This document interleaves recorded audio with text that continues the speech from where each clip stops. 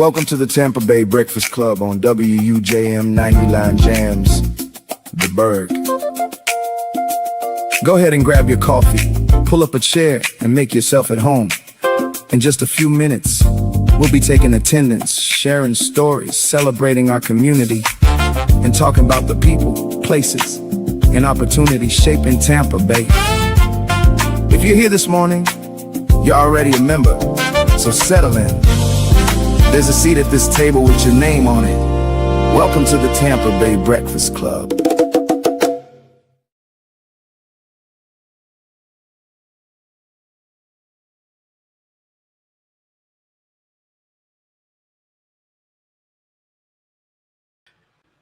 All right, there we go. Welcome to the Tampa Bay Breakfast Club with your brother John. And this is Qiana. And this program is being brought to you as part of the New Image Project of the Community Development and Training Center, aka CDAT. CDAT. And we'd like to thank y'all for tuning in, helping us to redefine what's cool, because smart is the new gangsta. Baby. And if you don't know, now you know. Now you know. Do we need to do the disclaimer still? Maybe yeah, just so that we can be all on the same wavelength and frequency. So Charlie Funk, where you at? Tampa Bay Breakfast Club is an independently produced program. The views, opinions, and statements expressed by hosts, guests, or callers are their own and do not necessarily reflect the views, positions, or policies of Cara Festa Radio, 99 Jams, its ownership, management, affiliates, sponsors, or partners. Enjoy the show. Yeah. That feel good. Okay, yeah, I think it feel good. I do. I like that. I like it. I like that. Oh, you like it? I like it. So Freestyle Friday, and we live over here at Culture Creatives. So shout out to Brainstorm the Genius, man, and all of the amazing things that's happening over here at Culture. Make sure that y'all tap in, tune in. Culture Creative, is it .com, .org? Culture Creative. Culture Creative. And when you see it, you'll know that that's what it is. And last night they had anime night. Okay.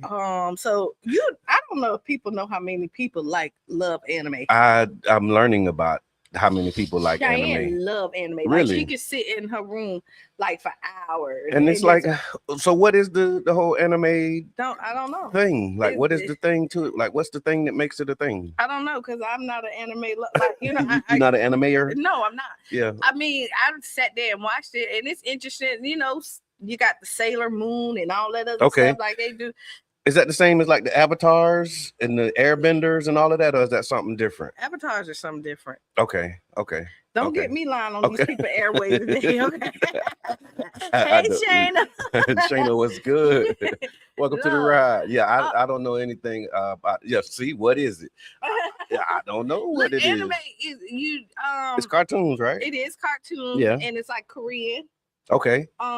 Somewhere and they have it. They got their storyline. Yeah. People love it. Okay. People really love anime. They you see them with the two ponytails, the chopsticks in their hair. That's the anime vibe, kind of the whole. Okay. So last night, the anime there was the anime movie. Okay. Tonight, I know tomorrow. Speakeasy tomorrow. Yeah, Speakeasy open mic. Yeah. Yeah. So poets. Yeah. If anybody done been in their pen, you know what I mean, and your feelings, so you got something to say, and you want the people to hear it. The Last Airbender is anime. Thank you, Charlie. Yes. Yeah. So come on in and come to Speakeasy. Okay, and you said, oh no, not a cartoon level. When you found out it was cartoon, Shayna, that was it. That was all you needed to know. Welcome to the ride, sir. It was anime, and then because it is something tonight. Okay. I just can't remember at the top of my head. Yeah, we got to make sure we get those on, man, because it's an amazing opportunity for the community. Culture is where it's at. They have Flat Sober Feelings. Actually, you know what? It's a specialty night tonight. Too. Okay. I do know that. Okay, go ahead. Look. That's what it is. That's what it is. We're just checking in, man. What's good, Mr. Edmond? Oh man, I'm glad to be here. Yes, sir. All right. That's the goodest. That's as good as it gets. Yeah, So what's one thing that you're proud of this week?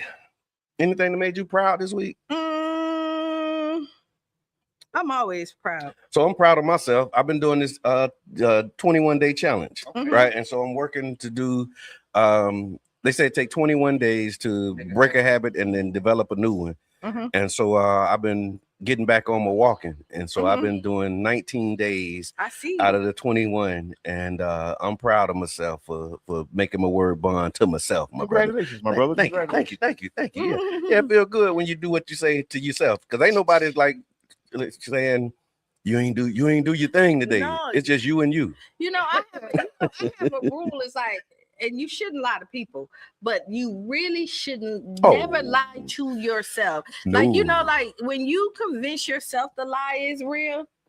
But that's a whole see. That's the easy part of that conversation, right? The hard part of it is when you say, "I'm gonna get up and I'm gonna go walking every day," right? And then you miss 4-5 days. That ain't necessarily, is that lying to yourself, or like what is that? Because we think about lying to yourself like delusional stuff, but no, that's part but then you be like, oh yeah, you started really thinking like I got up, like you start making excuses on why you didn't do it instead of just getting up and doing the thing. But I mean, is that an extreme case of lying to yourself? I think it is, because you be like, I didn't get up today because I was tired. So you start making excuses, which is the lie, because you could have just got up and did it. But you ain't lying if you say you tired and you tired.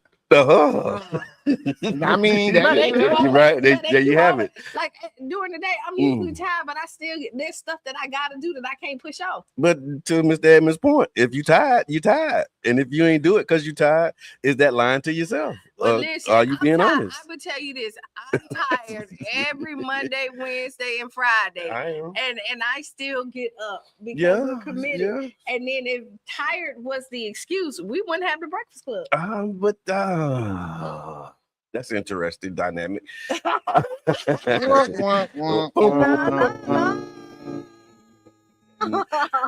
one thing you're looking forward to for the weekend?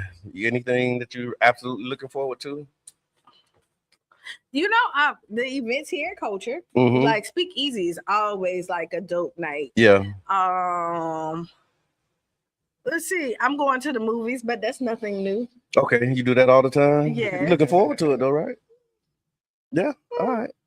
Mr. Edmond, anything you looking forward to this weekend? No, man. I'm just happy to be here, man. All right. That's the theme for the day, seem like, yeah. Leo season is ending. Okay.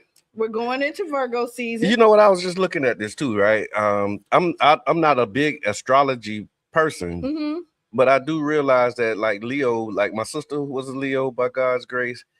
And like I'm cool with Leos. Like I ain't got no problem with Leos for the most part. I can't think of no Leos that I had a problem with. Like they can be cool people. Yeah, I ain't got no problem with Leos. I don't think I got. You know what? And even the people I got problems with, I don't think about what their sign is. No, yeah. Like you have a problem with certain people. Like it don't matter what their sign is. But there is some good people. Like okay, so you ever heard? But you've been dating the same person since you was 2. Yes, I have. Okay, so you don't really count. But see, but that's what I mean. Like the stars always said, like when you read those charts and those assessments, it say Aries and Virgo not supposed to work together because we like 2 totally different energies and opposites and all of that stuff. Yeah, but then you also have like your moon, your sun sign, like other stuff equate to that. So even though like you a Libra or a Virgo, you might have like a heavy Libra in the chart, which Libra and Aries match really well together. Okay, so I can see us kind of like how we be vibing on the show. Yeah, like so you know what I mean. Like you just gotta see. Yeah, I think you take it for what it is, but you don't let it dictate your life. Okay. What you think, Mr. Edmond? Do the signs really matter? I mean, I believe in the stars, but I don't follow the signs.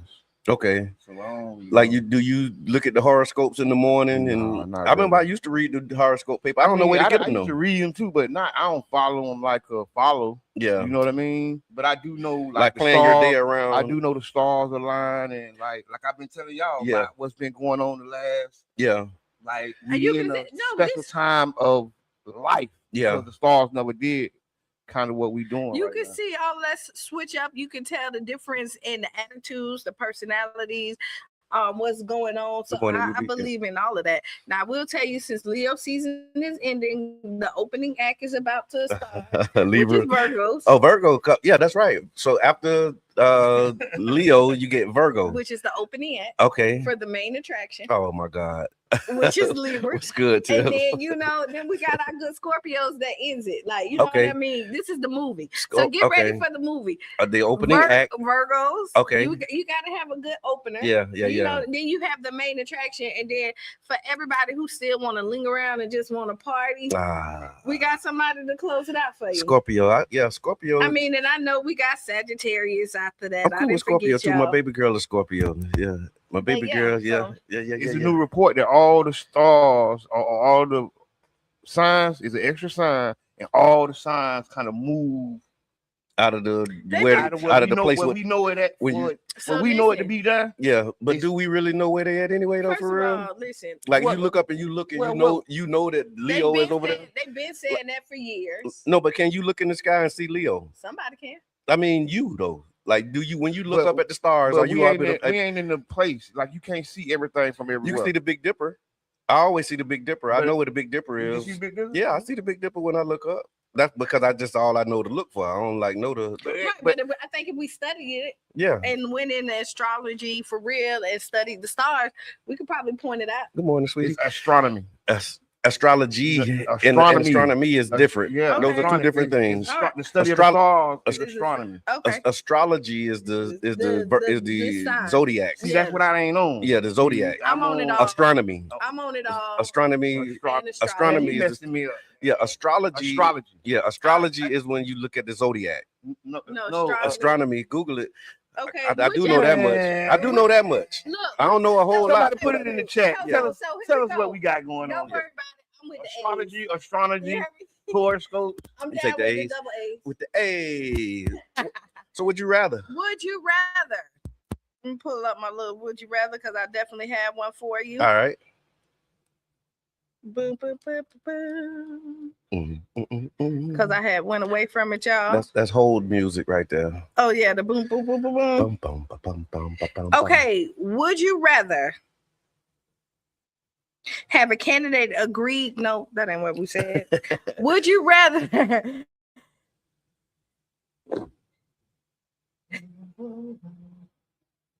Would you rather have a candidate that talks about what is wrong with the city or actually have solutions? Okay. Have a candidate that I'm putting it in the chat, so y'all got the time. There you go. I think I like the first one because a lot of times we run into politicians who have all the answers and they ain't really talking to the people. And I think I want you to know what the problem is before you try to solve it. Okay. All right, I like it. I'm going with the solutions because Okay. I feel like everybody talk about what's wrong Good morning, with Miss Yvonne. Good to see you. Okay. what's wrong with it, and Okay. then don't have a solution for it. Okay. So I'm going with solution. Oh, I'm proud of you, Mr. Edmond. He picked one. Yeah. It must be in the stars. The stars are aligned.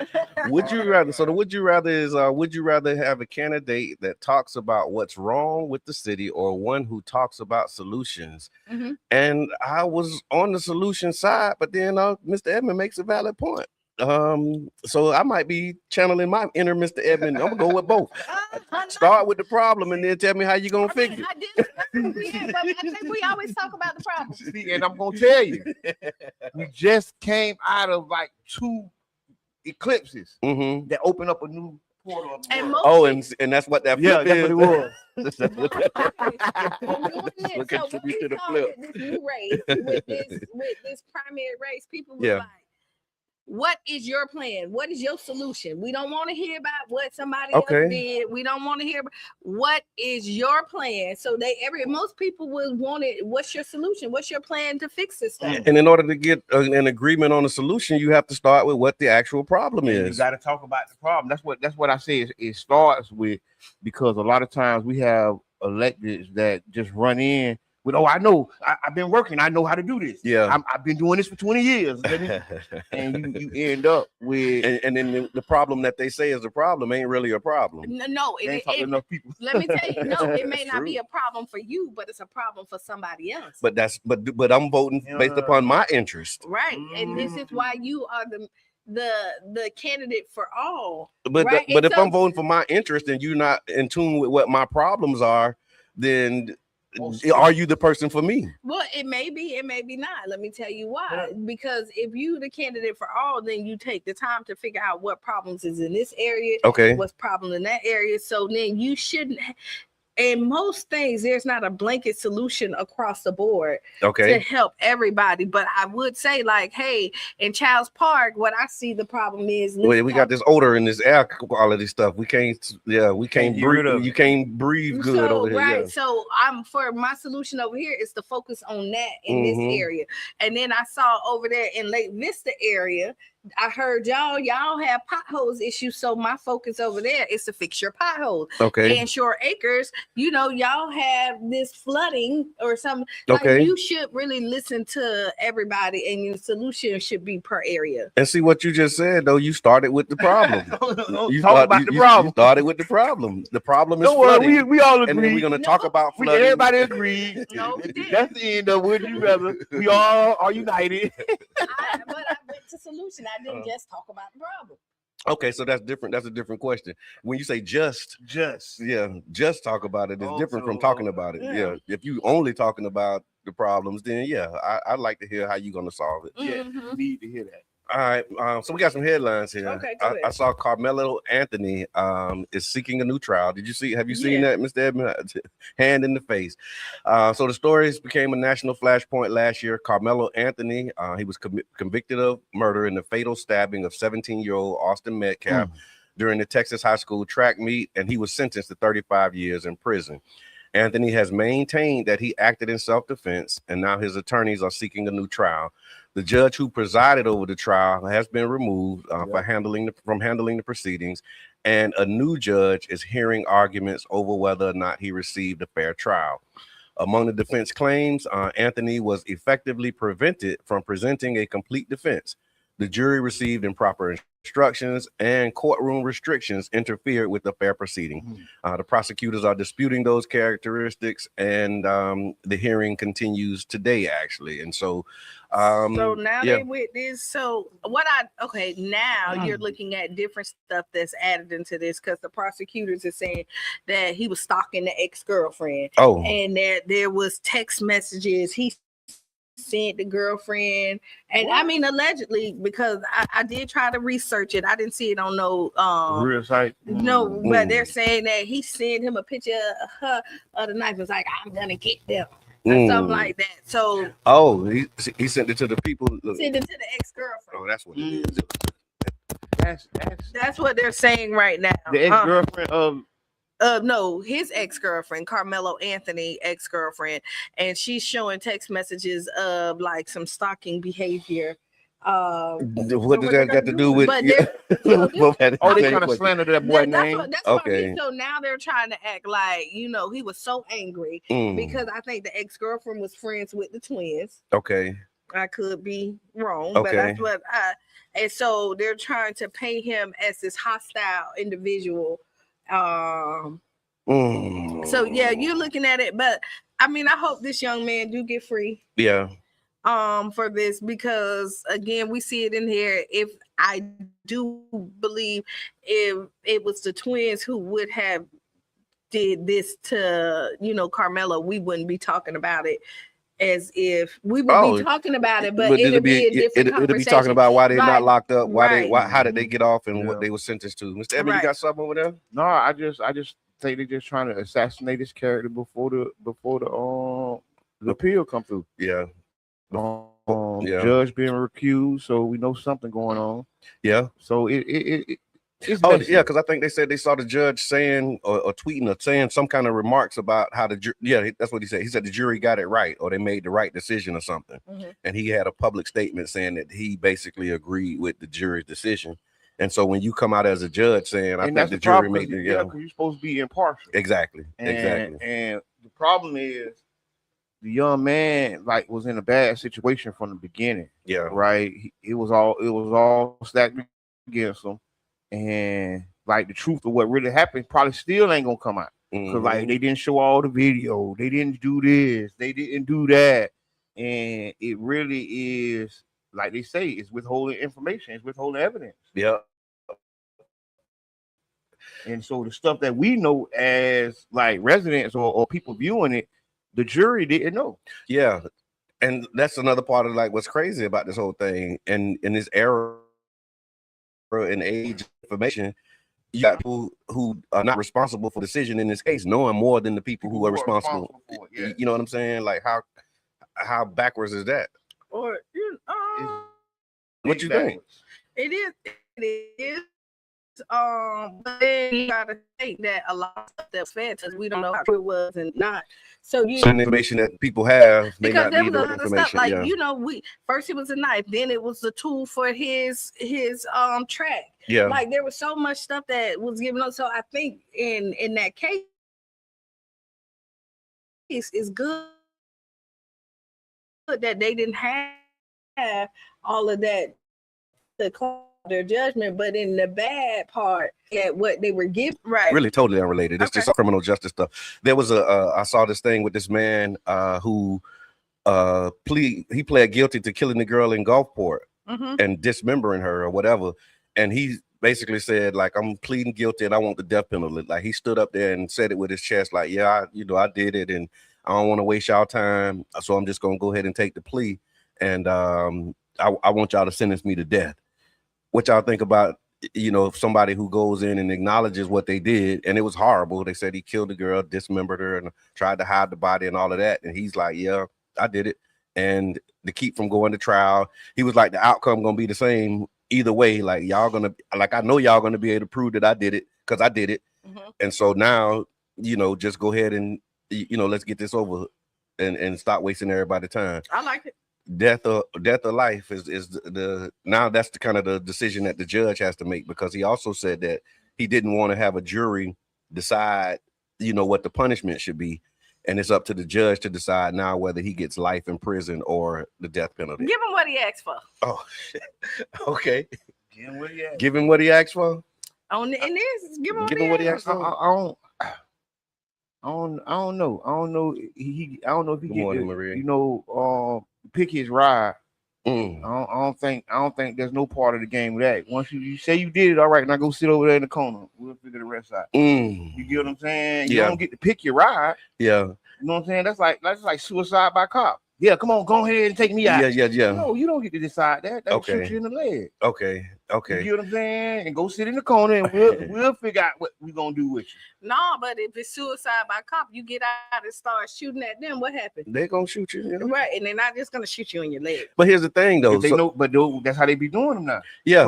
If they know you trying to die, when they come in knowing you trying to get them to whop you, they do take you out lesser. We started out talking about how backwards the system is. They do. They when they know you trying to get them to whop them, they take them out a different way. That is crazy. They don't whop them. Yeah. Your boy was on the phone saying, "Yeah, I want him to do me," and then they didn't do him. They tried to do him. They tried to give him what he asked for. You know what? But he didn't really want it, because if he wanted, he would have stayed in that front seat where them bullets would have came straight through. You don't run from it if you really trying to get it. What you want. But that's how it be. You think you want it. Yes, until it's there in front of you. You get in the back and you barricade and give you a barricade. He don't want it. No, you don't want it. No, that is not what you. You want him to think you want it, so when you go to trial, take me out. I'm leaving, but then I hide in the closet.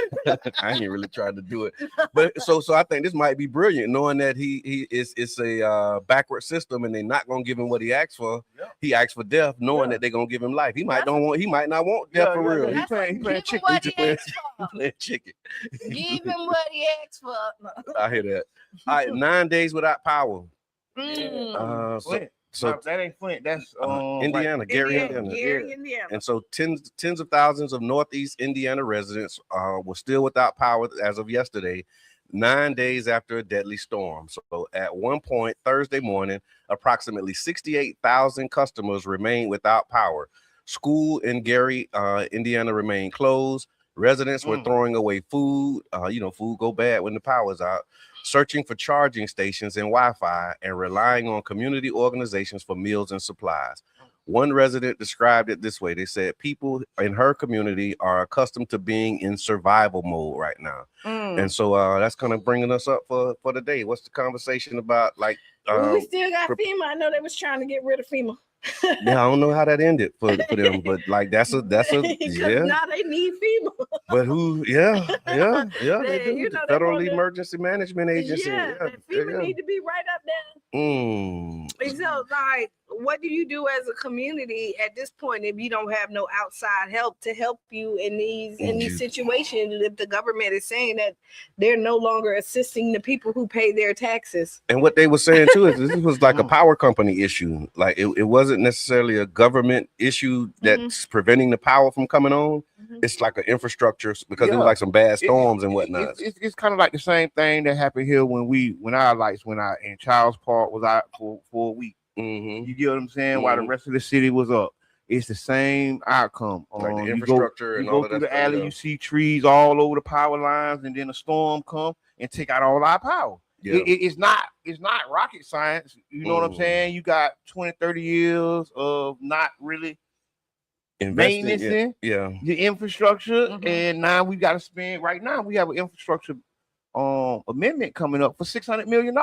That we got to vote on. Yeah. You get what I'm saying? So James say what's happening. He said the situation in Gary is criminal. Yeah. Good morning, big brother. Wow. It's criminal. Wow. And the sad part, I think it's 8 days now. I was looking at a young lady last night, talking about it, and it's sad how people debating what them people going through and laughing about what them people going through because it's not on mainstream news.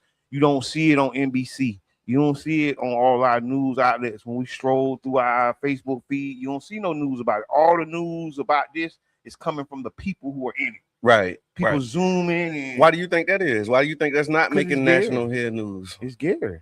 And Gary, that's Michael Jackson, right? That's where he's from, right? You ain't heard about what they say about Gary? No, I haven't. It's a black city. Okay. And it's overlooked. Like what was happening in Flint with the water because it's majority black. They got Mr. Mays as their council member. So imagine this: how many Garys are out there? Oh yeah. That you're not hearing about. Ooh.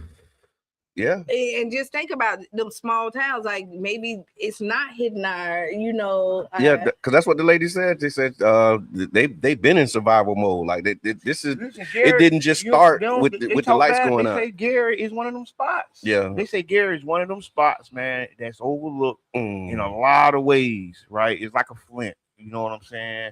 And the sad part about it is, like, this is a national emergency happening. Yeah. This ain't just a small town issue. Right. This happened. This took out 400,000 customers. Yeah, and I think they say 400,000 down. Not down. It's like 68,000. Yeah. But it was 500,000 people with no power is a big problem. The biggest. Yeah.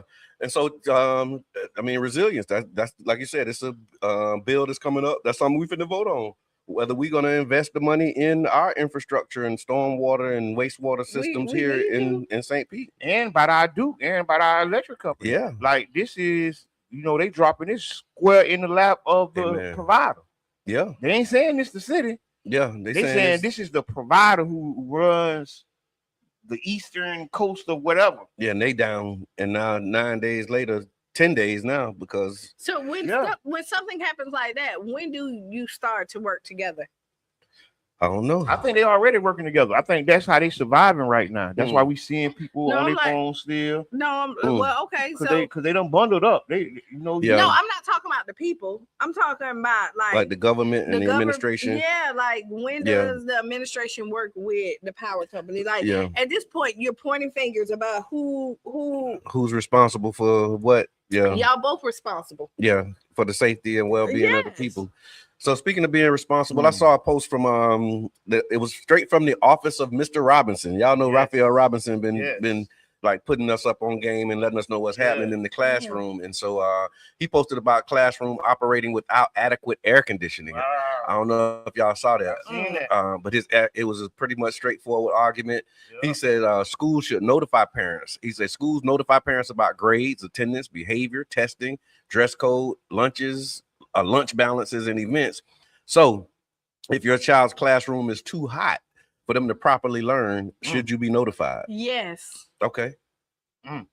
Yeah, because he's saying that right now the AC haven't been working like it need to work, and you know, I mean, it's I was thinking about it. Me and my wife, we was upstairs, and we like, it's hot in the house. It's like it don't usually be this hot inside. Yeah, like something like what you mentioned it on the earlier broadcast about this heat wave, this record heat, and all of that stuff. Like the impact that's having on schools and on children. That's what he's highlighting. The whole quality of life of us all. Yeah. I think like right now, I was saying, we living through the hottest days that we've ever experienced. Like, you know, it always, you know, that's one of the things we always say, well, it's hotter than ever. No, it's literally hotter. Yeah. It's hot for real. And what he was saying was that he described the students saying, I'm hot, my head hurt. Can I get some water? When are they fixing the air? These are things that the kids are asking. And he said, meanwhile, the teacher is also hot and uncomfortable, but they're still trying to teach. And so then it comes down to a simple solution. They said they want them to relocate to another class, but relocating 20 plus children, that's a disruptive process. You know, it interrupts lessons plans, technology, and all of that.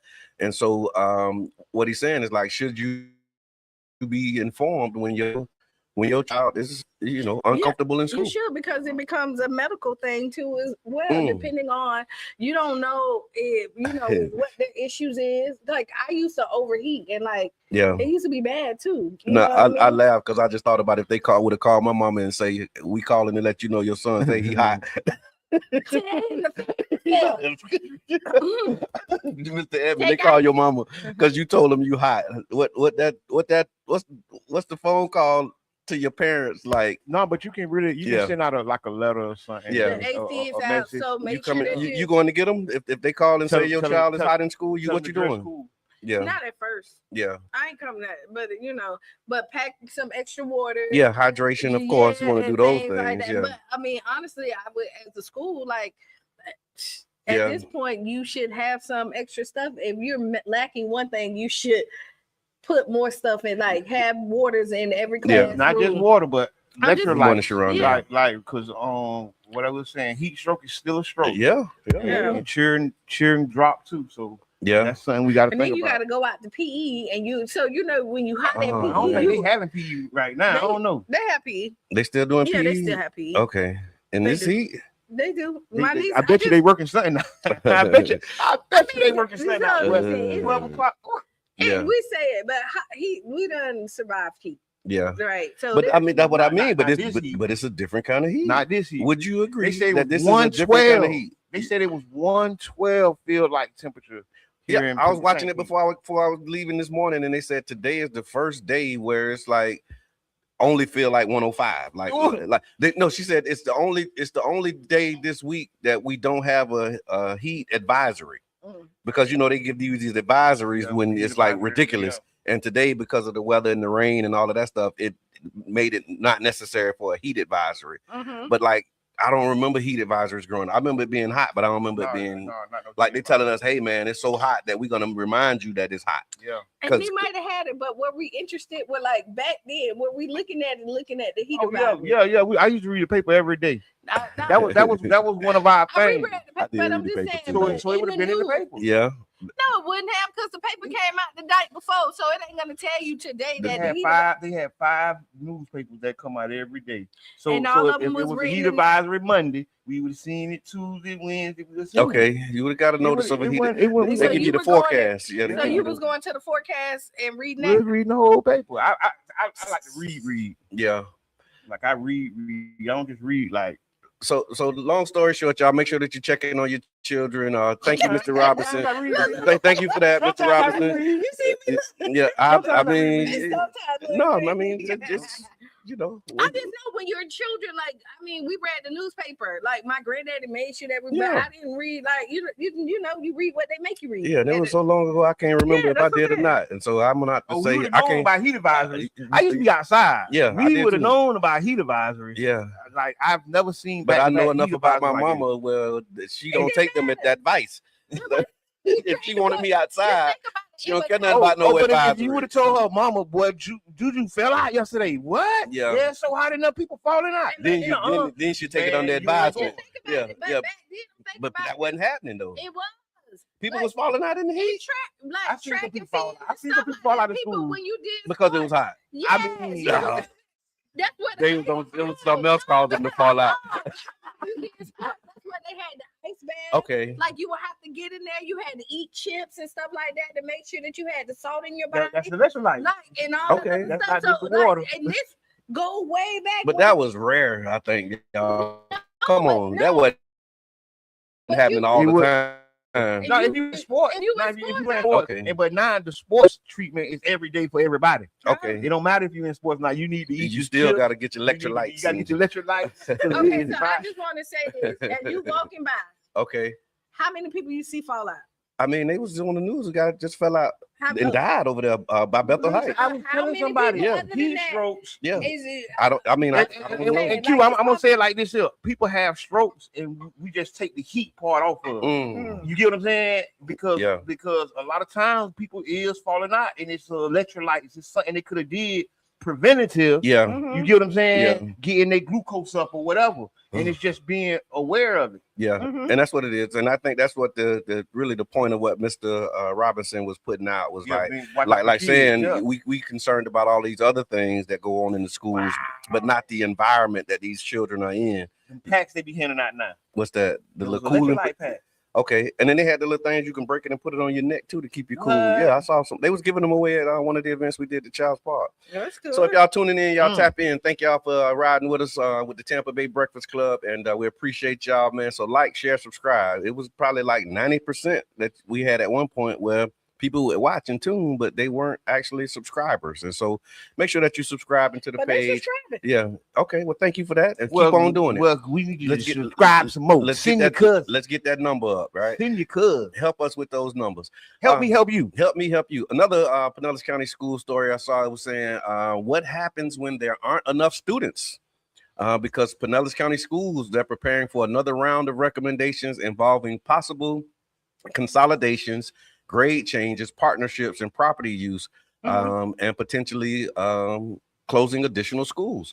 They're saying that it's not enough children in these schools, and so they gotta the same thing. Like they said that one of the reasons for the consolidation is because when you don't have a full capacity school, the cost to operate the school, like to keep the whole, like you can't just turn off the AC in one class, and so you might have 10 classes, but you only got enough students for 3 of them, but you got to cool all 10 classes because you can't. And so they're saying the operational cost of running these schools is another one of the factors into why they need to close and merge the schools, because they don't have enough students.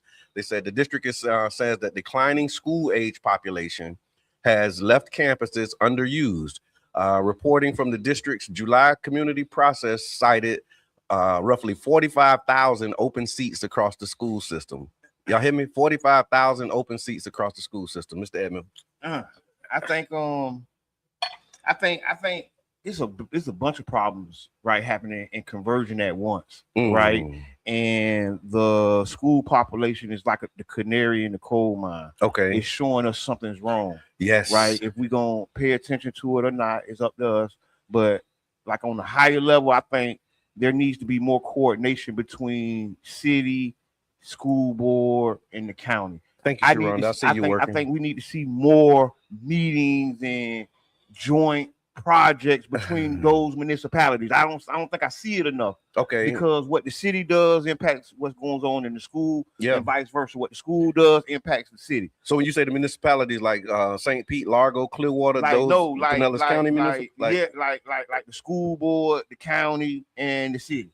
Okay, right. Gotcha. And I know there's different cities, so they all have to be meeting on their own. Okay, right. Okay, but because I think that what's going on in the cities is impacting the schools. And what they said, they have described this as a long-term demographic challenge rather than a one-year problem. Earlier this year, the school board approved closing Cross Bayou Elementary and Distant Academy. They combined Bay Point Elementary and Bay Point Middle into a K-8 model, and they're also making other changes. There's another set of recommendations that's expected for the fall to begin in 27 and 28. And here's the interesting contradiction. They said Pinellas County Schools is an A-rated district, reporting 93.4% graduation rate, and says that 92% of its schools hold A or B grades. Yet the children is less children in the seats. Okay, so let me say this. One, I think we've talked about this. I know a lot of my friends who just moved out of St. Pete and across the bridge. So we're seeing less students here because, again, less people with kids are living here because they can't afford to have the space that they need for families. So they're going outside of this area to go to schools, and they were here at one point, but now they're looking at other options because they're no longer in the city limits. That's what we finna get to your point, Miss Yvonne, about the rent, right? Because they were saying one of the questions is, why are there fewer school-aged children in Pinellas? And some of it, has been the housing costs, families leaving. They also said fewer births. Like they said, the birth rate is down. And they say is homeschooling in private schools. So that's why when I first started, I said it's a bunch of problems converging at once. You know what I'm saying? And one of the good solutions would be for these groups, these municipalities, to start doing more powwows. Okay, and I'm gonna say this: them combining Bay Point Elementary and middle school, they were already next to each other. All you did is just make sure the kids don't leave. Okay. No, because they shut a building down. Yeah. That's a facility. That's a facility. That ain't just. So wait, so the middle school's no longer open? No. They said I don't know which building they closed. Well, right. I don't know which building it is, but they say they're gonna make it like a daycare center, partnering with another group. So that building is done. Okay. Whatever building it is, but I think it's whether it was the middle or the elementary school, one of them is closed, and they merging these grade levels from K-8. And that's like the countries do. Yeah, like when you live in the country. When you live in Leesburg, that's how I went to Rhymes. It was 5th and 6th grade school. So it ain't nothing wrong with it, but I'm just saying. I'm just saying like that already. Okay. So yeah, another part of here's another one of the questions: when a neighborhood school lose besides the classroom, what else goes with that? Because you close the bit. So like, do they move the janitors? Do they move the kitchen lady? But I would imagine the lunch lady. Like, even though you combine it, I think you're still gonna need a certain number of staff. Okay. Because I mean, I don't see how you combine a 7th and 8th grade class. You get what I'm saying? Yeah. So you ain't gonna have one teacher. What they do to Gulfport is like Montessori, so they have multiple grades within the different. Like that's an education model where you can mix grade levels. Did they say they changing the model? No, they didn't say that. They just said they merging K-8. But you know what? That gives it when you do it like that, because they kind of always, like, I remember when I was in elementary school, depending on like your learning level and where you were at, some of the 4th graders may have been with the 5th graders in this particular situation. I know high school they do that too. Like you might be in 9th grade, 10th grade, but you got like some 9th grade classes because you got to make up some credits and all that. So you have vice versa. Yeah, you might be a little ahead, so you taking some 10th grade classes as a 9th grader. So they'll mix the grade level. I know high school do it, but I don't know about middle and elementary. I'm not upset with that. So then if you if you're getting what you need, like if you need that extra time to learn so that you can be efficient when you get out here in the real world, I prefer to do that than to just push you on. Yeah, I'm with you on that. I'm with you when you're right. All right, y'all. So let's talk about this election Tuesday, right? Last Tuesday. And the question is, what did Tuesday's election actually tell us? 44% of St. Pete voters are now the story. That's been coming the storyline, right? So Charlie Crist and Mayor Welch, they both advanced to the November runoff. Crist received 35% of Tuesday's vote, and Mayor Welch received 20%. So turnout was roughly 31%, and it was up from 27% from the so actually turnout was up. They said it was 27% in the 2021 primary, so that was up. But what's happening is between 44 and 45% of the voters actually chose somebody other than the two men who advanced, right? 45% of the voters chose somebody other than the two at the top. Yes. Okay. And so now the question is, these are not undecided people. They chose somebody because else. they decided to, they already made their decision. It just wasn't the top two.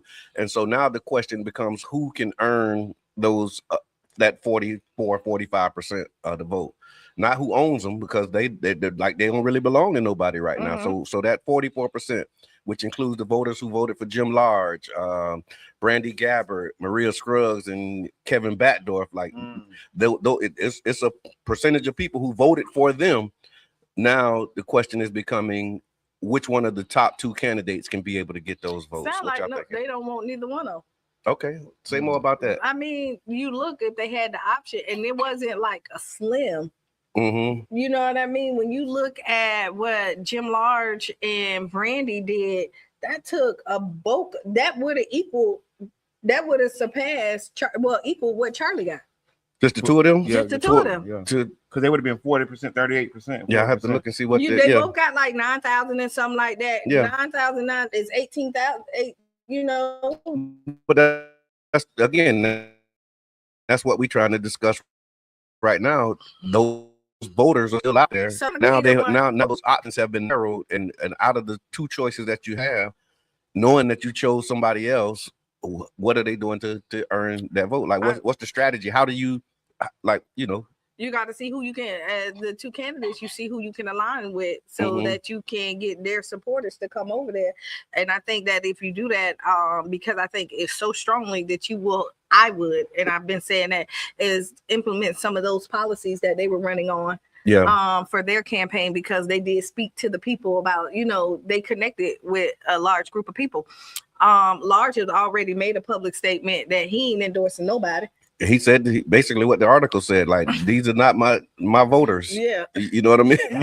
He was like, I don't own these voters. So for me to say, you know, these are my voters, for them to go, it was like, these people are independent, you know, people who made a decision, and now they have another decision that they have to make. And so he said he wasn't finna signal or cue them to go any other way.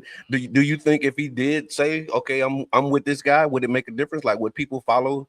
If you voted for Jim Large and he told you to vote for one of the other two candidates, do you think people would follow that? Some people will, some people won't. Yeah. You think they listen to that? Some people will. They listen to their candidate and say, well, my candidate is endorsing this person. I think they would listen more if their candidate had something to do with the with the administration. If it's the current administration, or if we end up getting a new administration. If Jim Large had something like, hey, I'm coming in and I'm gonna be working under this administration, his people would go with him. Yeah. Janet says, I had three choices. My first and second choice didn't make it, but my third choice did. So that was a whole conversation we were having too about ranked choice voting. So here's what they said the challenges are. So what each campaign has to do. Chris' challenge, he finished first, but 35% isn't 50% plus one. So can he convert people who wanted change but preferred a different candidate? Like, could he convert them? And then Welch's challenge, he's the incumbent, but he finished around 20%, which is really unheard of for an incumbent, right?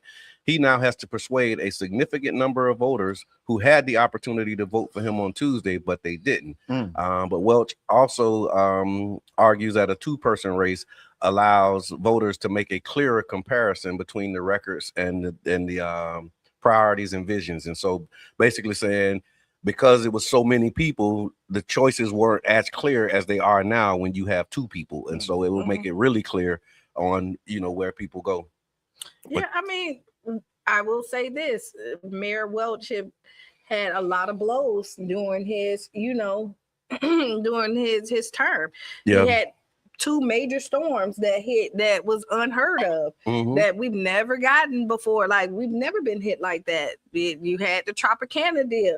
The roof fell off. Who thought that was gonna happen? Yeah. You know, he came in right after COVID, like tail end of that. So like when you look at like all the stuff that happened, he came in at a terrible time. So do you think that people are going to be voting based upon the issues, or going to be voting upon their party line? Because the other part of this 44% 44%, you had Republicans, Democrats, Independents, Progressives. You had some younger. You had some people who were dissatisfied with Welch, some people who just felt comfortable with Chris. Some people had like candidate specific, like, and so to your point earlier, like it's nuanced. It's not just like one. It's like, oh, well, I'm voting for him because I don't like Welch, or is it because I think that they're not gonna, like, I'm seeing people who saying never Charlie, like people who would never vote for Charlie Crist because of his past and his record. And so does that automatically mean that they're going to vote for Welch? Like, no, do you think it's going to impact turnout also? Because you got some people, like, if you, out of that 44%, clearly they didn't want either one of the top two. Do they not want them bad enough to not vote at all? I mean, they could. You people stand up. I'm not voting for in this election. Well, like, I'm not voting. I would say this is when you get out there and vote. Yeah, you know what I mean. I think a no vote is still a vote. So whether they put a ballot in for the winner or not, okay, you know what I mean. When you withhold your vote, that's still a vote. Yeah, right. Yeah, and and I ain't knocking neither side, right? But just realizing not voting is still voting. Politics don't stop because you don't. Because you didn't. Yeah, I don't do politics. Well, politics don't do you. Believe that. You've been done. You're right. It don't. It paycheck. Just because you don't. Don't you cash your paycheck? Yeah. Just because you don't participate, don't mean that it don't keep going. Yeah. If you say you cash, but I will tell you this. But if you don't show up to work, you don't get a paycheck. Mm-hmm. But this ain't that. This is involuntary service. You talking about voluntary service? This is involuntary. You can sit on the side of the road and you casting a political vote. You making a political stand, whether you think so or not. Doing nothing is still something. Listen, for me, that is one of the options. I remember doing scenario planning, and in the scenario plan, it was like we can do option A, we can do option B, or we can do C, and C is nothing. Yeah. I'm telling people. Yeah. Like doing nothing is an option. That is an option. And whether you're happy with what that is or not, that's what you're gonna have to dig inside yourself and see. So the other strategy that has been advocated, I've heard this, most of my adult life, is organizing the nothing and taking the people who have decided not to do nothing and putting them in a group. Like, okay, all of the people who say that you're not voting this year, then let's get together and let's come up with a strategy and a plan. Because now if you got 25% of the people who are saying they're not voting, and it's a reason that they're not voting, who is going to go to them and say, well, what can make you vote? What can make you vote for me? You know what I'm saying? Not what can make you vote, because you've already said you're not voting. Right. But now they're an organized block and they holding their arms saying we're not voting. And that's the part that we don't do. When people say they're not voting, they just take their ball and go home and not vote. They don't look like, bro, you voting? You voting? And then we say, look, everybody in this room, ain't none of us voting. Well, what can we do to leverage the fact that we know they need us? You know what I'm saying? Because they trying to get this 44%, and 20% of that is not voters, which is us. How do we organize to make them move and do something? Like, that's another strategy that we don't pay attention to. Not we, because that's what we're doing. We're organizing the whole backbone. I said it different, but we were Say it again, because I might have missed it. No, what I said, I just say, how can we get you to vote? Like what? But you said vote for me. So I was saying the same thing. So I like it. Like, you really got. I mean, when you look at it, I think this election is gonna show clearly like who is listening to the people. Yeah. And the people are listening to see what you're saying. Are you listening to their concern? I think, like I just said, I went down like all the things that mayor had. Just the challenges, and then what we saw immediately was Charlie Crist came out talking about the flock cameras. Yeah, right. It's right here. Yeah, and the flock cameras right there is a big thing. Before we get into that, I want to talk about the. I want to double click on that a little bit, because I had this idea. Right. Maybe we invite the people who say they ain't voting to a meeting. We can. Like, if you have decided that you're not going to vote, put it in the comments and let us know. And then we can start to organize and have conversations around these, because I saw they interviewed somebody who was at the Luke Campbell watch party, and he was giving his reasons on why he didn't vote. And people was clowning the man on why I ain't like that. You know what I'm saying? On why that was crazy. How they was like clowning him. Because I'm like, you know what I'm saying? That's the problem right now. We ain't taking what people saying serious. Yeah. Right. And so that's why the biggest voting block is non-voters. Yeah. Right. You know what I'm saying? 70%. The biggest 70%. voting block is the people who are not voting. Yeah, 70%. That's the biggest opportunity. Right. Yeah. Right. You know what I'm saying? Because when we first started with Amendment 4, it was all about getting people to vote so people can vote. Yeah. You get what I'm saying? So people can be involved. Yeah. You know what I'm saying? And I think that the problem is the people who ain't involved get shamed and blamed. 70% of the people didn't vote. 7 out of 10. Yeah. It's 10 people at the booth, 10 people that can vote. Only 3 of them did. Who's talking to that 7? And that happens all the time. Yeah, that's consistent. Yeah. The only consistent. So they care enough to get registered, but they don't care enough to go vote.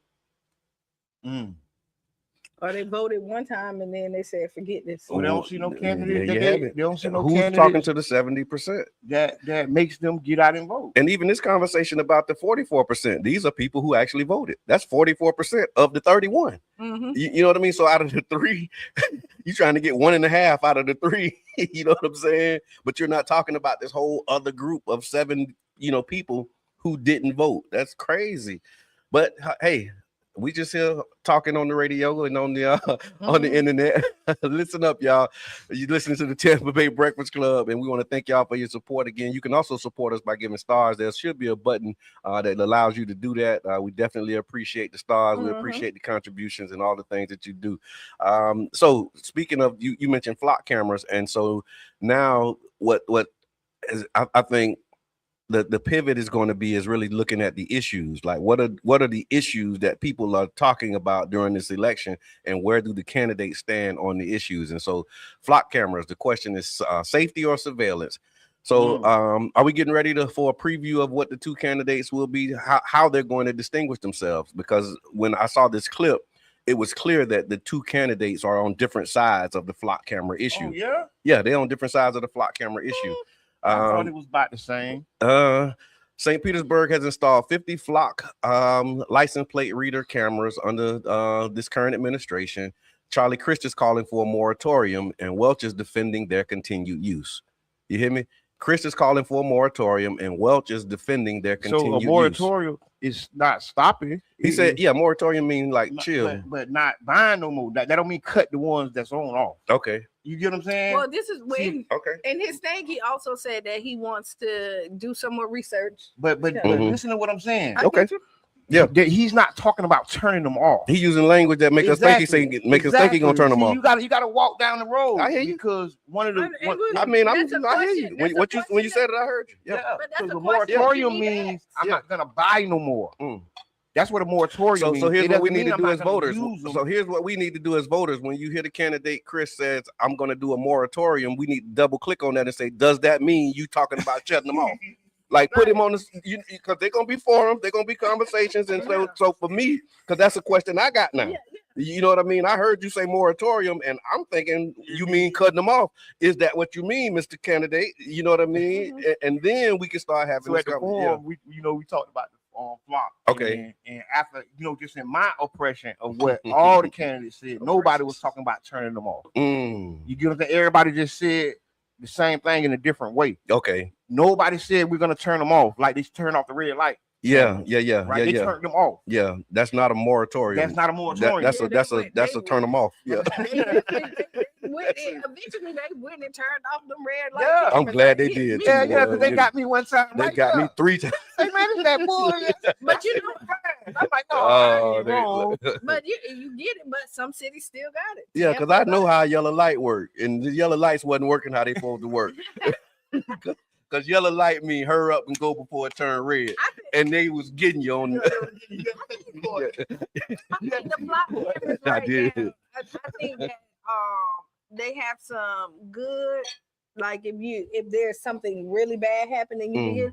But I think there's so much leeway that it's coming into a bad way. Like you're attacking everyday people with these flock cameras, and it's not doing what you really for my opinion. They hunting down their girlfriends. Yeah. Hey, I seen this. I say, man, y'all is crazy. Say he searched his ex 56 times on the flock camera. Somebody did over 100 and trying to ran this. But they say she was all right with it. And they said and they said that the thing was that the system that they have, like, it didn't catch it. Like, nobody saw them searching. It was somebody who complained saying, how does he know where I am? Because he always seemed to be able to find me. And that's what they was able to go back and say, like, wait, my ex is always around. And I don't know how he knows where I am. I went and took the car in to see if it's any air tags, I done did everything to try and figure out how this man know where I'm at. So it wasn't an internal system that say, hey, we got 56 searches from this particular thing.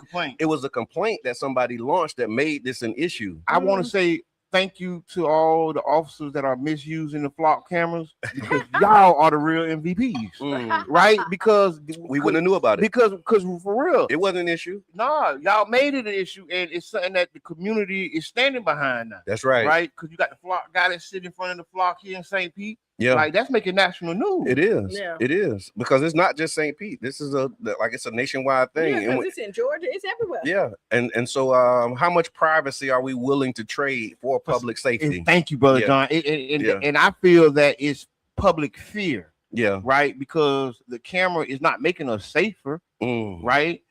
We seen the young lady who mother got abducted.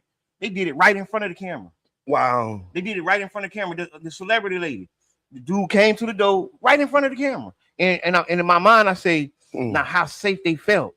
Yeah, knowing that you got a camera, you think that that's going to prevent something from happening, when actually all it does is record what happened. Yeah. So I mean, but that don't prevent, but it maybe help on the back end, and that's what they're saying. So like, if the cameras, if they help find stolen cars, again, a kidnapping suspect, someone accused of murder.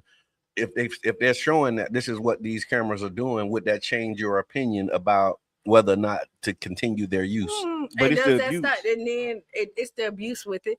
But again, if people know that there's cameras and they're going to be tracking you, it might make you second guess what you're doing. Make some people would be like, oh yeah, it's a camera over there. I mean, just think about it. There's a camera everywhere though. Yeah, but when you realize that you was getting caught with them red light cameras, you started, I gotta wait at this. I did. I thought, that wasn't no little bit of tickets. Yeah, them things coming. Look, no little bit of time. And you don't really know, and you don't really know that they got you until they send you that letter in the mail.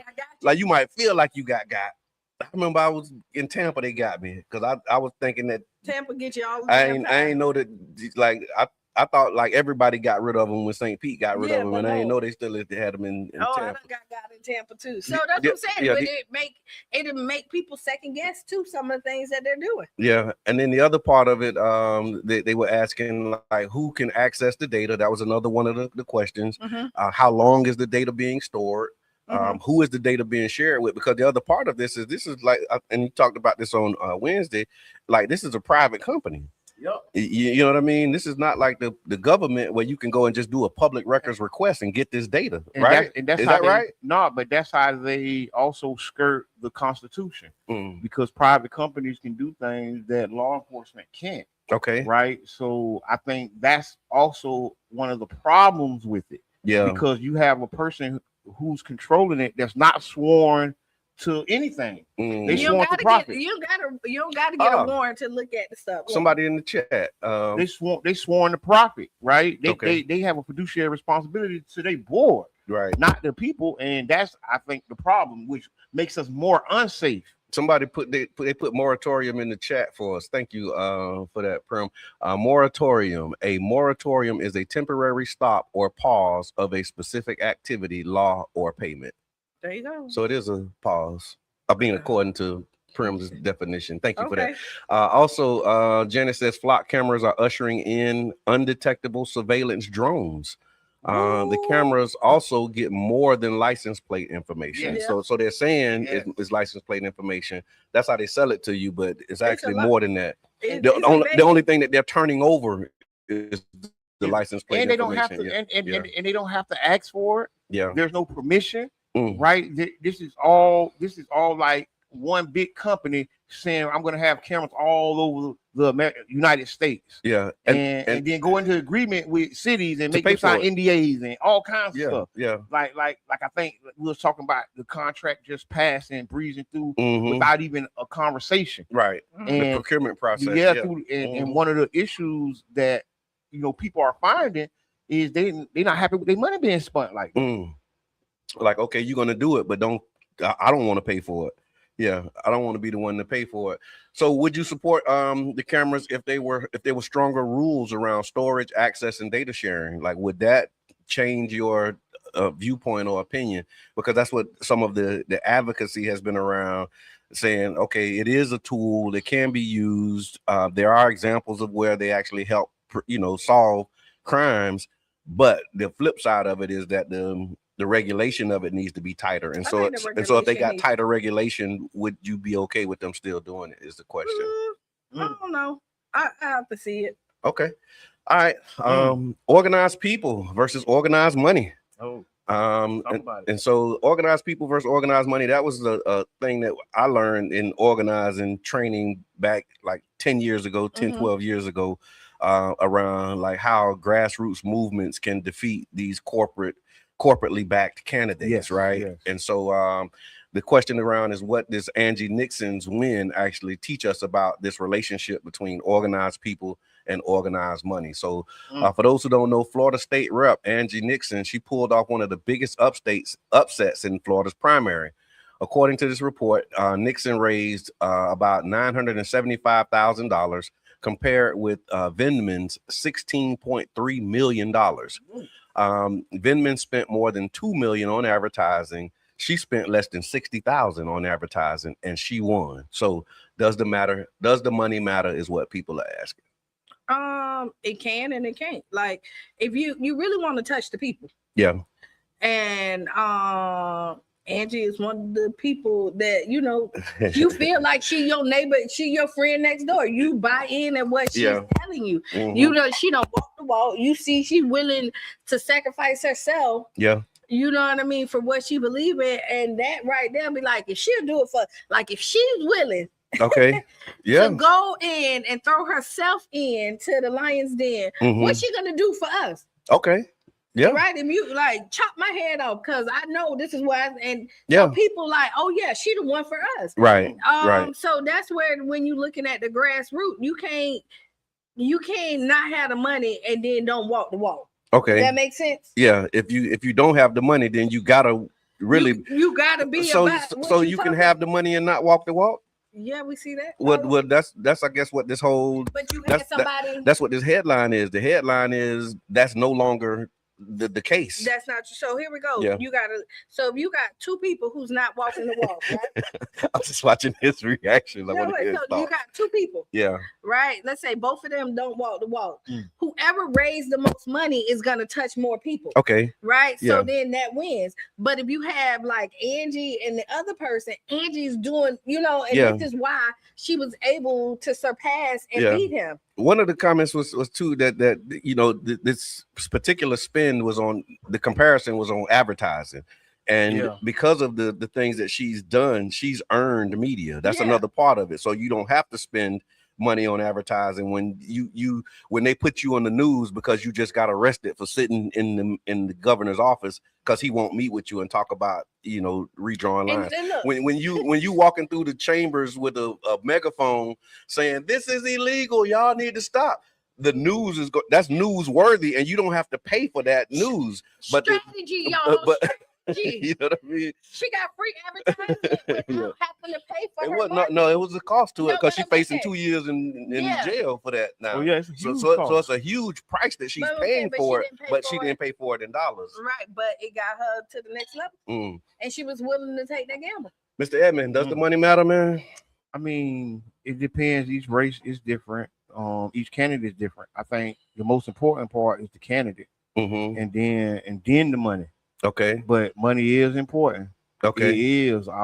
But it doesn't signify win. I done been a part of several races where the person with the most money did not win. Yeah, you know what I'm saying, and that's just a tool that's used to disqualify people. Right. And that's just part of capitalism. People use money to disqualify you every day. Yeah. You know what I mean? Whether you know it or not, so right. If you let it disqualify you, then you'll be on the sideline. And this article also pointed that they said Nixon had something that money couldn't instantly buy. Like you can't buy an organized base and years of relationships. Yeah. Because like we work with Angie. Like I got a picture of her canvassing, knocking on doors in Childs Park. I remember driving by the oil refinery and her looking like, what the fuck is that? Like literally saying that, like we driving in the car and she's like, what is that? She was talking about Halco in the oil refinery. We was like, oh yeah, that's the thing. And she was like, that is ridiculous. Like she immediately had a reaction to it when we was driving in Childs Park to it. But that's what they said that this other candidate didn't have. Like you didn't have years of riding through neighborhoods and having an organized base. They said she already was well known in Jacksonville and she won roughly 80% of the vote where she lives while performing strongly beyond her own base. And so they said that organized money, you can buy TV, mail, consultants, digital advertising, polling, but with organized people, you create the relationships, the volunteers, the word of mouth, trusted messenger, earned media, neighborhood networks, and all of the other things. And so that's the nuance. So money. That ain't the nuance. But we tell candidates all the time, when you pop, don't just show up when it's election time. Like, we want you to be here year round, all seasons. Like, let me know that you already out here doing stuff in the community when the cameras are not on. Right. Like when the people are paying attention. Like you should be able to recognize that person who's running for something before they're running. You should be able to recognize them beforehand. Like when they say their name, you should be able to put a face with it. I know. Like, listen, if you that's your boy. He came to the thing. He was at the three of us, we ever decide to run, people are gonna be like, oh yeah, nah. I know them from oh no. Mm-hmm. Here they be there because our work speaks for ourselves. Mm-hmm. And then they'll, even if we don't have the most money. And that's what they said. When organized people can beat organized money, that happens before election day. It definitely doesn't happen, in the 90 days or it doesn't happen in the vacuum. In the vacuum, you actually have to do that. And so all right, y'all. Again, thank y'all for tapping in, tuning in. Oh, we got some comments here. Miss Mindy says, well, that's $730K spent for nothing. We need better thinkers on council and leadership. I guess that's with the flock cameras because it was like $730K that was spent. Rob Woods talks about the transactions versus relationships. Yeah. Prim says that Angie did what every person running for statewide office should do. She talked to the people. She went to every county in Florida and let people see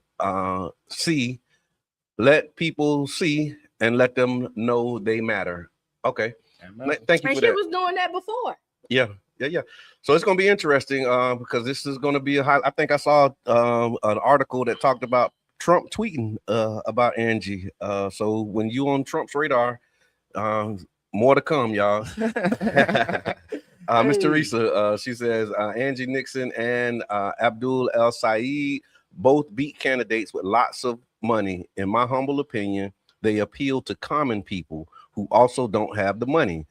They're fighters, and many people want fighters right now. Mm-hmm. Yeah, absolutely. Yeah. So y'all tap in, let us know what you're thinking. If y'all rocking with us, if we doing a good job, put it in the chat. Let us know. Keep going. Y'all want us to keep going? Because we got some more that we can do. Keep going. I mean, I'm trying to drive engagement. Don't spoil it. Keep us going. Keep us going. Yeah, we're getting ready to stop. Y'all want us to keep going? Put it in the chat. That worked last time, so I'm trying to do it again. Look, we got to work the sauce. All right.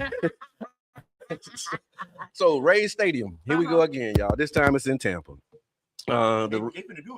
In Tampa.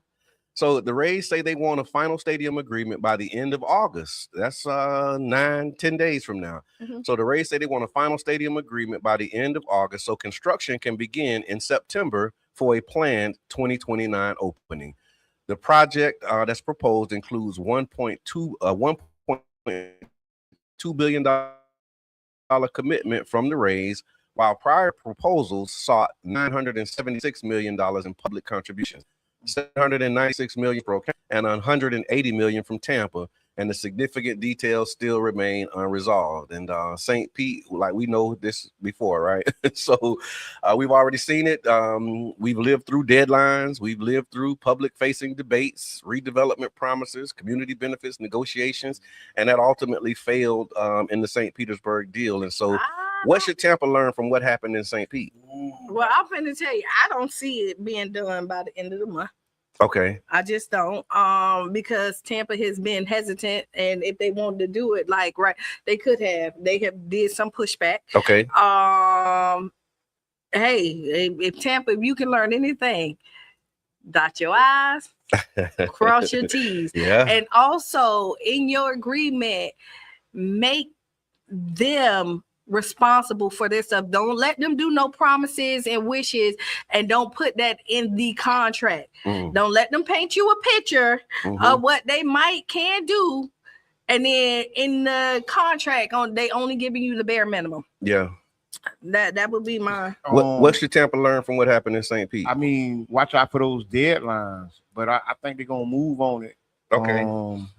You think they're gonna have an agreement by the end of the month, 10 days from now? I mean, they're close to the votes. Okay. They almost got the votes. And I saw that too. They were saying the county. Yeah, I ain't gonna say they got the votes, but they very close to having all the votes. They said it was 2 county commissioners that may be able to. They're very close, right? And I think they working on it. So I don't know, but I think they need to have a strong community benefits agreement.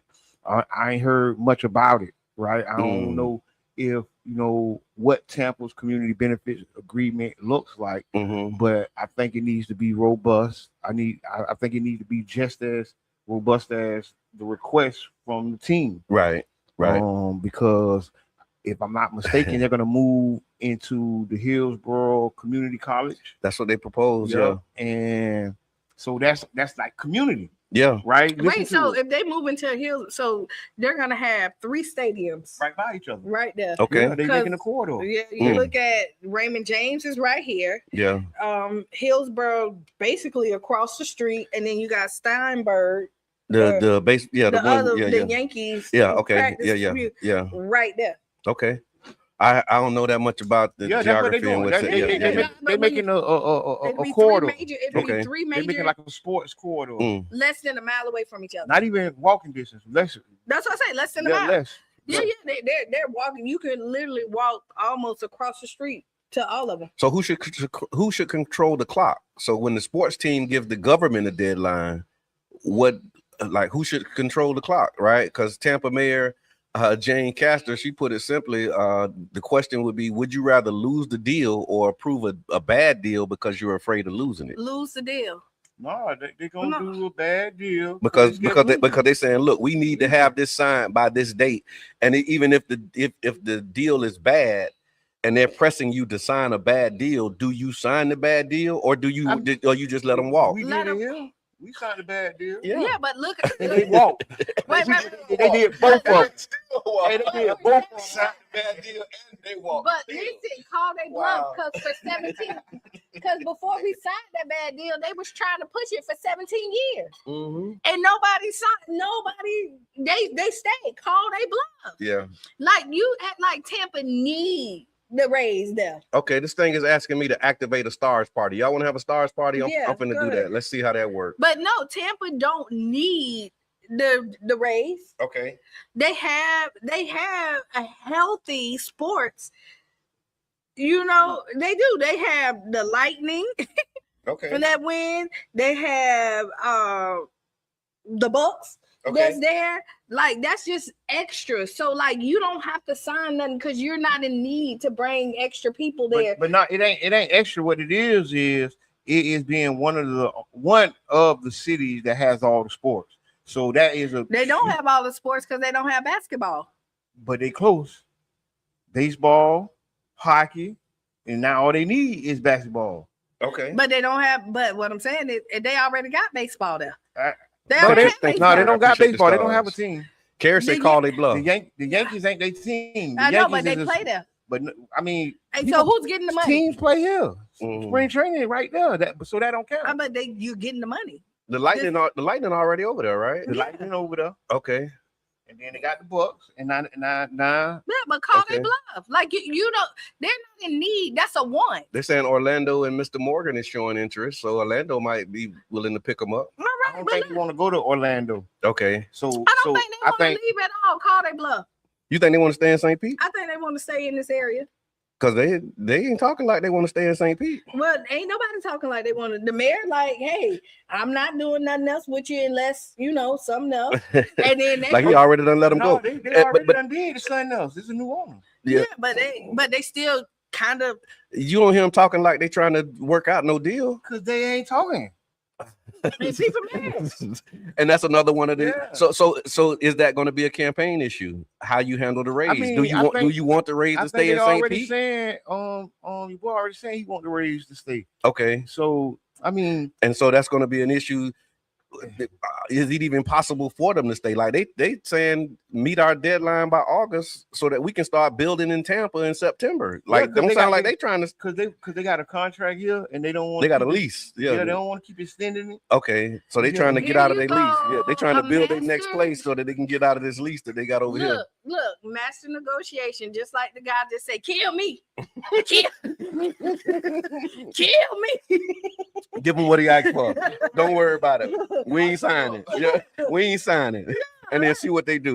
Right. Call the bluff. That's what Carrie said. Thank you for the stars. I appreciate the gift, y'all. Y'all can do like Carrie, man. Send us some stars. We definitely appreciate it. All right.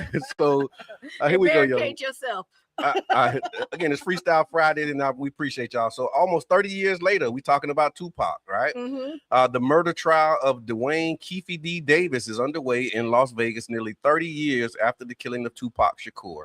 Juries heard a 2008 recording Thursday in which Davis told investigators that his nephew, Orlando Baby Lane Anderson, fired the fatal shots. Davis also said that he was in the Cadillac and passed the gun towards the back seat. Davis has pleaded not guilty. His defense argues his previous stories about involvement were fabricated and exaggerated for attention and money. So they basically saying he wasn't really there. He just was clout chasing. So the question is, imagine your defense essentially being, don't believe what my client was telling the people for years. Right. Yeah, don't believe my client. He just was. Yeah, it was all cap. What do you think? So I think it might work, but I think this is a lesson. This is a lesson to all former street guys, all people with skeletons in their closet. Okay, right? Thinking, I don't know what he was thinking. Right, he probably wasn't. And I mean, he just wasn't thinking.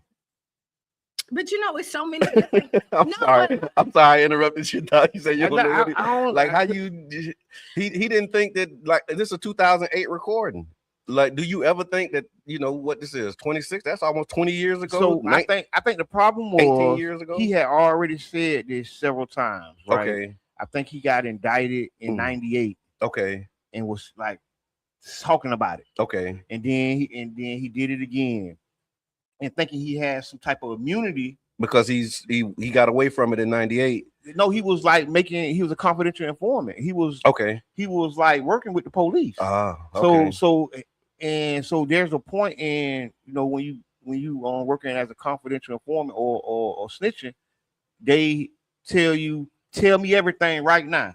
Okay. And what you tell me right now, we will never lock you up for it. Okay. Right. Okay. And so he told them everything. That's the 08 recording. Yep. Okay. He told them everything. I was in the car. I passed him the gun. It was my the 98. Yeah. Okay. And then the 08, he just revisited it with the other guy. Oh, but now that was 10 years later. Them dudes who you told that to, who made that deal with you, they done retired. This what happened. He did it with the wrong agencies. So the agency he's getting locked up for isn't the agency that he did it with. Okay. You get what I'm saying? So that deal don't apply. The deal didn't apply. So here you go. You had the FBI. Now you're talking to CIA. Don't do that. But yeah, that's what it was. He had FBI, he had DA or whatever, and then you got the local police.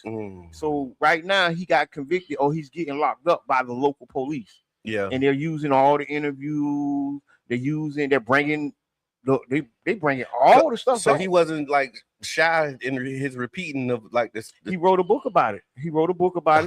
In his mind, I think, I don't know, but he's thinking because of all the stuff he's been telling, he had immunity. So he can talk about it. Okay. That's what he was thinking. I don't know what he was thinking. Yeah. So like that's like who just people tell on themselves all the time. But I think that it's your so muddy. No, it's so muddy.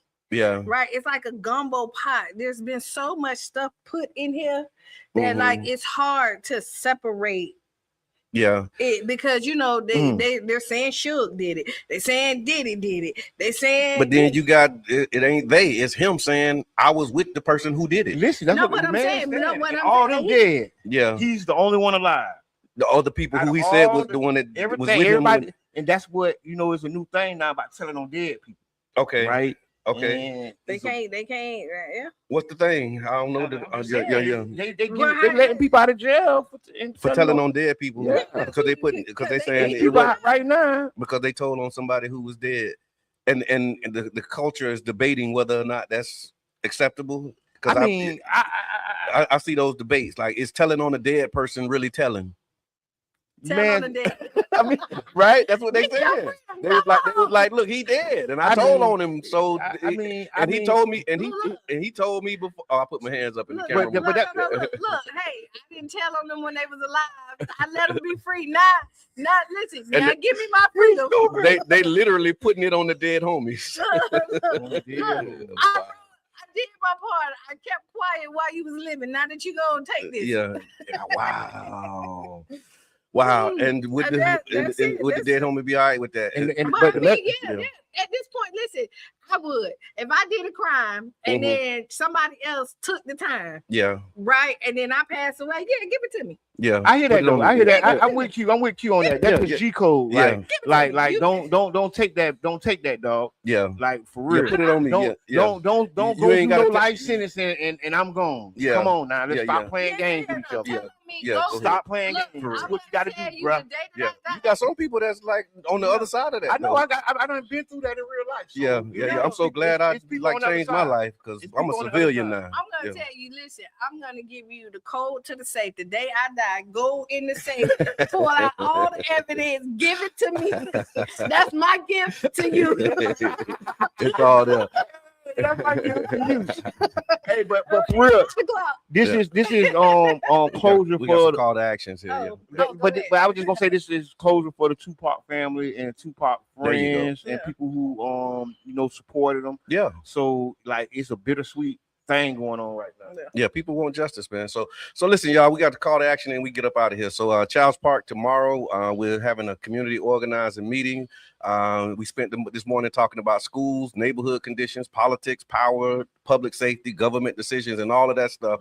And Rob Woods put it in the chat. What is we gonna do? And so one of the things that we are doing is we're organizing the community. We had to move our neighborhood association meeting from Tuesday because it was election day and the location is a polling location. And so we're meeting tomorrow at the Gulfport Neighborhood Center in the Fusion 49th District. We're going to be addressing some real issues and putting the teams together, man. So make sure that y'all come out and be the change you want to be or see. Literally in practice. So now you got to come up with another final thought. What's the final thoughts, y'all? Gotcha. Start. More that needs to be done and needs to be said. Now, write down those 5 things. Looking forward to chatting with y'all on 10 o'clock, UB. Yeah. 10 to 12:30 is he has what time? Okay, no, looking forward to chatting with y'all on Monday. And this weekend, if y'all get a chance, tap in Culture Creative. You're just looking for a nice, cool place to come to. You don't gotta watch your back. Just good adult fun. This is the place you want to be Friday and Saturday. Amen. So, thank y'all for riding with us. Smash the like button. That's the support we need from y'all, man, to help keep us going, right? And we see y'all. Thank you. Absolutely. You are seen, you are heard, you are felt and appreciated. Thank y'all again for rocking with the Tampa Bay Breakfast Club. I'm your brother John. This is Qiana. And I'm the one and only Mr. Ed. And we out.